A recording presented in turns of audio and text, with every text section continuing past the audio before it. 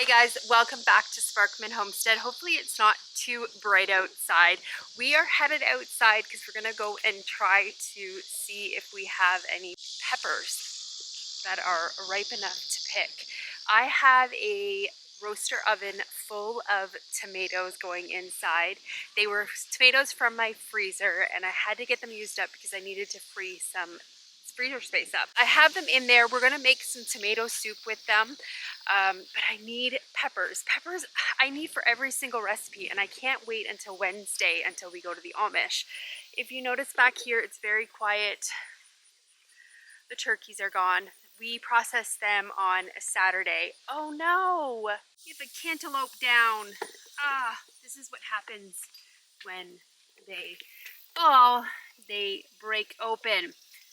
They fall when they're ripe. Let's see if we have any more that are ripe. I don't see any more. So I'm back here over by my tomatoes. You can see the plants are still loaded with tomatoes, but you can also see they are so dead. This is what a end of August, September garden looks like here. We deal with so much light just from our humidity. That and these plants are just done. Like these honeydews are done. We got so many from them. My pumpkin, watermelon, and squash patch are done. I'm just kind of leaving it because there's a couple of little stragglers back in here, but you can see we got some pumpkins. There is one butternut squash plant here that I got from the Amish, and I remember reading on it, it said it was disease resistant, and that guy is still kicking. He is still pushing out. Look at all these butternut squashes. Look at this row of all butternut squash. So there's a plant there, and then there's another plant there. August garden just looks very, very depressing. Guys, look at this. Look at that insane amount of squash bugs all over these. What do I do? Oh my gosh.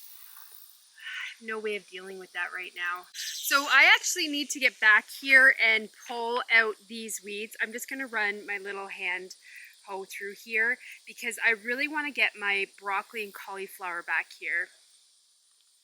Some sunflowers. Those guys are probably about 10 feet tall.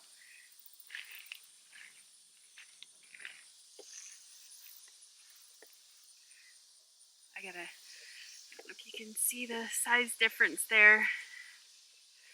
I gotta get them down because I'm gonna give them to the chickens. They're ready to come down. I'm gonna get in here and try to get some of these weeds cleared out because I want to get my broccoli and cauliflower in here. These okra plants are loving life right now.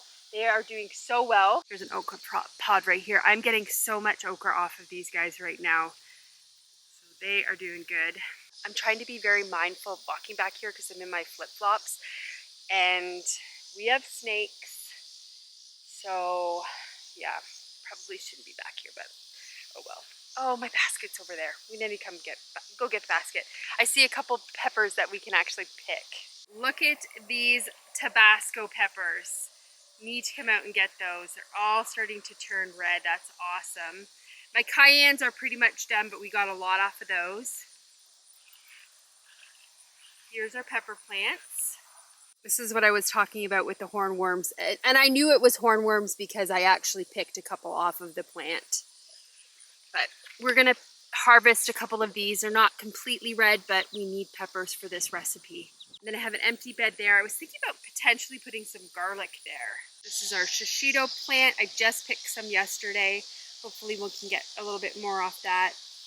And these are another couple of California wonder plants that are just not doing the best. I actually really need to get out here. Today is a really beautiful day. Last week we had this like excessive heat warning. So today is actually really beautiful, but I have a lot of inside projects I have to get done. I have to deal with some of this turkey meat. I need to grind it up. So I have to do that today also. It's gonna be a busy day and it's already the afternoon. Kind of spent the morning editing the video for you guys that you had already seen. I usually tend to do that. I spend my mornings editing and then I like to spend my afternoon with you guys. So let me get my basket, which I remembered to bring out, and let's go and pick those peppers. I'm just gonna show you these okra flowers. This is like one of the reasons I grow okra. I mean, I love okra, but look at how beautiful these flowers are. I love them. We better harvest some of this okra too. And the red plant, let's see if we can see any. No, there's no flowers on the red ones.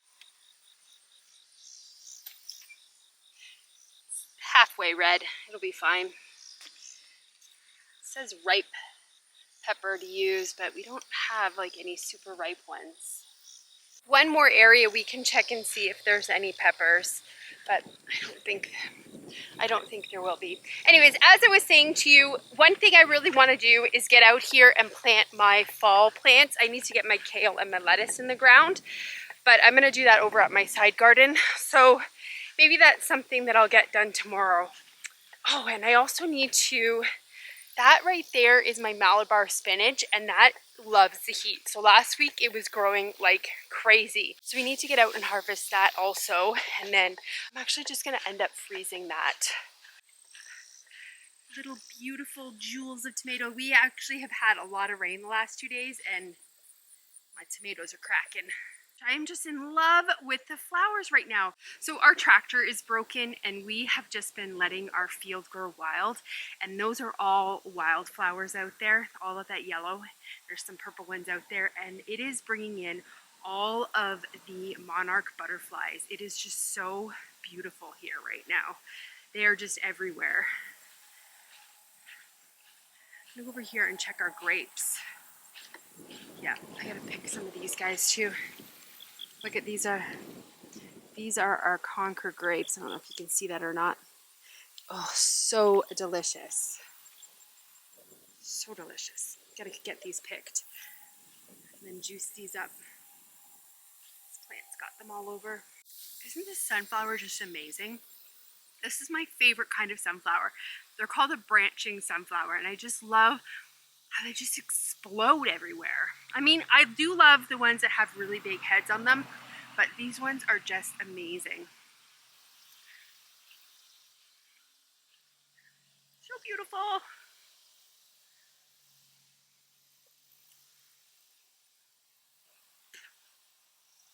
So many bees around them right now too. Okay guys, I came out here for pepper, and now I'm doing a miniature garden tour. This is my other pepper plant, and it does not have any ripe ones. This is a chocolate bell pepper, and I don't see any ripe ones on it.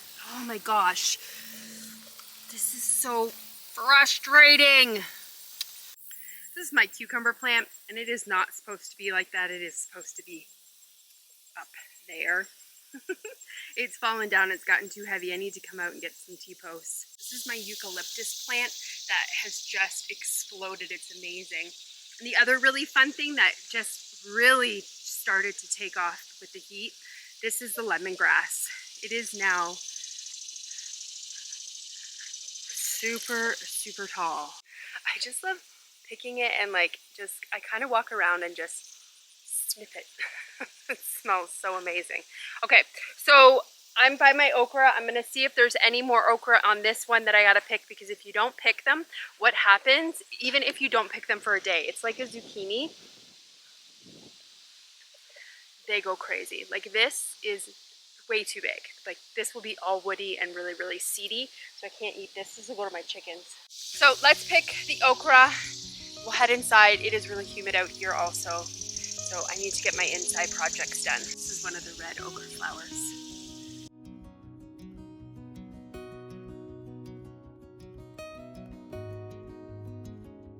We're gonna head inside and get started on our amazing tomato soup recipe. I'm so excited to show you guys this one. Okay, so we have our onions all chopped up. This recipe calls for 4 onions chopped.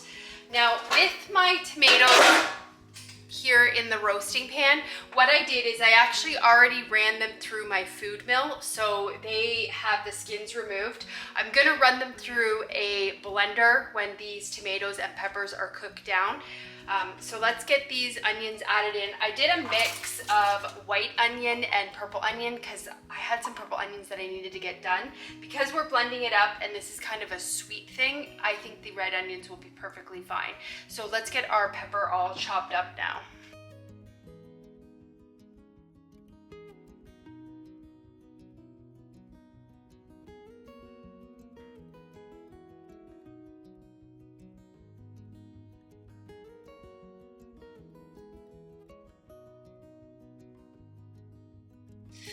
calls for 4 stalks of celery. I don't have any fresh celery, but I do have some of this stuff from my garden that I froze in July. So let's add what we would think would be 4 stalks.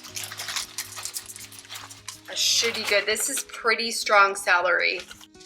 We're just gonna stir it up. I have my roaster oven on 350 because what I'm trying to do is just cook down the celery, pepper, and onions. Once it's cooked down, then we are gonna come back and run it through the blender and add the rest of the ingredients. I'm gonna say it's probably gonna take about an hour. I want to let you guys know that this is not a tested canning safe recipe, so please do your own research and do what you feel safe in your home. The reason it is not canning safe is because we are adding butter to it. The original recipe actually calls to use flour as well, but we are going to sub the flour for Clear Jel.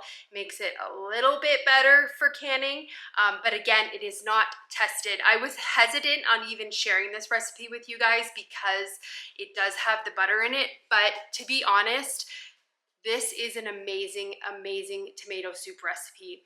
It is very, very comparable to a Campbell's soup tomato, like the concentrated version.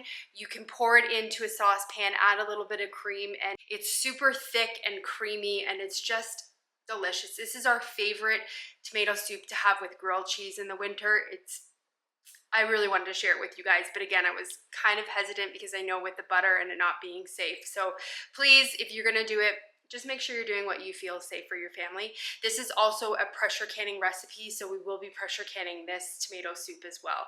So I'm gonna wait for that to cook down. I have a lot of turkey meat that I have to get ground up into ground turkey. So I'm gonna get working at that while those are kind of working together and softening up. And then I'll come back and we'll do the rest of the steps with you guys. So everything is softened now. I am going to add it to my high-speed blender here, and I'm just gonna puree everything until I don't see any more of those celery and onion chunks. Now, I just wanted to specify, when I said the words that it wasn't safe, I was not using the right terminology at all. What I simply meant by that was that it wasn't a tested, approved canning recipe. I obviously feel this is safe. I'm making it for my family. I've made it a lot in the past, but I just really want to highlight to you guys that it is not a tested recipe and that you really just have to use your own discretion if you decide to make this.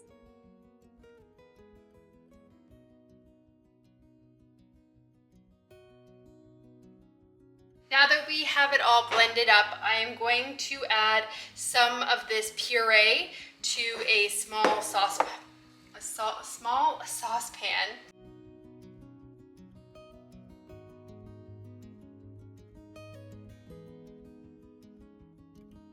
It says 3/4 cup of flour, so we're just gonna mix in 3/4 cup of Clear Jel. We're just gonna sub it 1 for 1.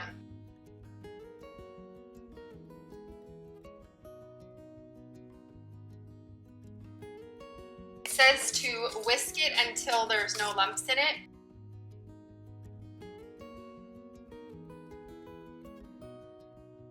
And now we're gonna pour in this mixture and we're gonna whisk it in.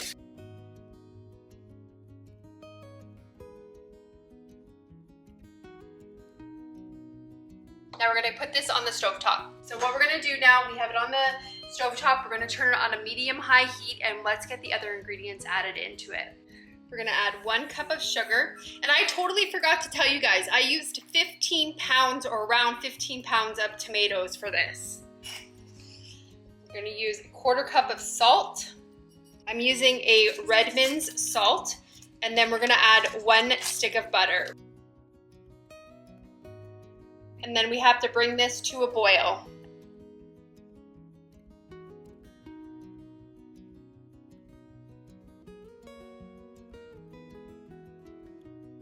We are gonna get these ladled into hot jars. We're gonna leave 1 inch headspace in these.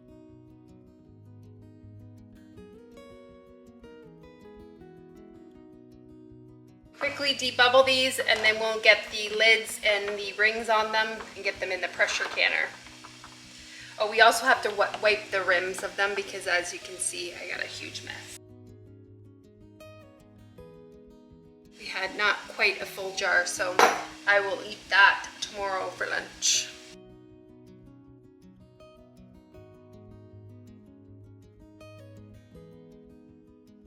Let's get these lids on.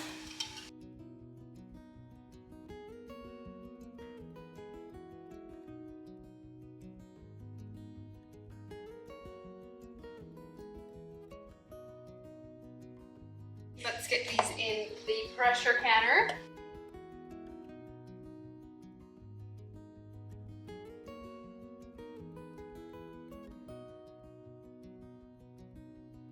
So these have to go in here for 25 minutes. I was debating actually snapping some green beans and putting them in here also, because pints of green beans get canned for 20 minutes. It's okay to go an extra 5 minutes with them, but I decided not to because I don't have any ready right now. So while this is pressure cooking, I'm actually gonna get a batch of green beans ready to go in once this comes down from pressure, and that way I'll have 2 projects done today. So I'm gonna get the lid on and get this coming to pressure so that we can start the time on it. Okay, so this is to pressure now. So we are going to start the timer for 25 minutes. And what I'm gonna do is I'm gonna get those green beans ready to go into the pressure canner again once this depressurizes and these are done. But in the meantime, I'm actually gonna insert a little clip here. I made some dilly beans, which is like a pickled green bean. It's the only way Steven actually likes green beans. So I'm gonna insert that clip in here and show you guys how I made them. And then we will come back once these are ready to come out of the canner. We're gonna get started on the dilly bean project here. I am using a recipe from the Ball Blue Book Guide to Preserving. I will leave a link for you guys in the video description. What I'm doing right now is just snapping my green beans, just taking the ends off, and I'm actually just making them into smaller pieces. Normally when I actually make my dilly beans, I make them into really long pieces, but for some reason this time I just wanted to make them smaller pieces. To a stainless steel saucepan, you are going to add 2.5 cups of water and 2.5 cups of vinegar. Make sure it is a 5% acidity. And then you're going to add a 1/4 cup of canning salt to that. And then you're going to set that on the stovetop and you're going to bring it to a boil. Once it comes to a boil, you're going to reduce the heat to a simmer and you're going to simmer it for 10 minutes. Then you're going to take your green beans and you're going to pack them into hot jars. And then to each jar, you are going to add a 1/4 teaspoon of cayenne pepper. You could go easy on this if you didn't want them super spicy. Then you're going to add 1 clove of garlic to each jar. I didn't actually have garlic cloves. I just had this minced garlic. So I actually just added about 1/2 teaspoon of garlic to each jar. And then 1 head of dill per jar. I didn't have dill, and the recipe says if you don't have dill, you can actually use a dill seed. So that's what we did. We added 2 teaspoons of dill seed to each jar. And then last time I made these dilly beans, they turned out really, really mushy, and I chose not to use the pickling salt when I did it, or not the pickling salt, sorry, the pickling crisp. So this time I opted to use pickle crisp because I did not want to have mushy beans. So because we are doing pint-sized jars, we are going to add a 1/4 teaspoon to each jar. Then we are going to ladle over that pickling brine that we just made, and we're going to leave 1/2 inch headspace. We're going to remove any air bubbles, and then I just like to clean the rims here because sometimes you can get some of those seasonings that kind of get on the rim and you don't want any interference with the seal. So we're just cleaning it with a little bit of vinegar. And then you are going to put the rims on and bands fingertip tight. And then we are going to put these into a water bath canner. We're going to water bath can these for 10 minutes. Whether you're doing pints or quarts, it's just 10 minutes across the board. And once they're done, we're going to take them out and leave them rest for 12 hours before we clean them and take those rings off. All right, so we just got the tomato soup out of the canner. It is all done. So delicious. So we have some leftover that didn't fit in the jars. That is gonna be my lunch tomorrow. I'm super excited about it. So that is all for today's video. I have to get these green beans done. I made the mistake and went outside to my garden to quickly check and see if I had any more green beans, and I ended up harvesting a whole bunch of other stuff. So that's how it is right now. I'm not complaining because I absolutely love it. I love being able to go outside and harvest tables full of food. So I think what we'll do is we will come back on a different video and we will get that other tomato project done, that chili sauce that I keep talking about, that you guys are gonna be so sick of hearing about. Might as well just be saying, just make the sauce already. So the next video, we will make the sauce because I need to get out to the Amish and get those peppers. So hopefully Wednesday we can do that together. And then I will have that video posted for you soon. So I hope you guys enjoyed today's video and I hope you have a great day or night whenever you're watching this. And I will see you guys on the next video. Bye guys.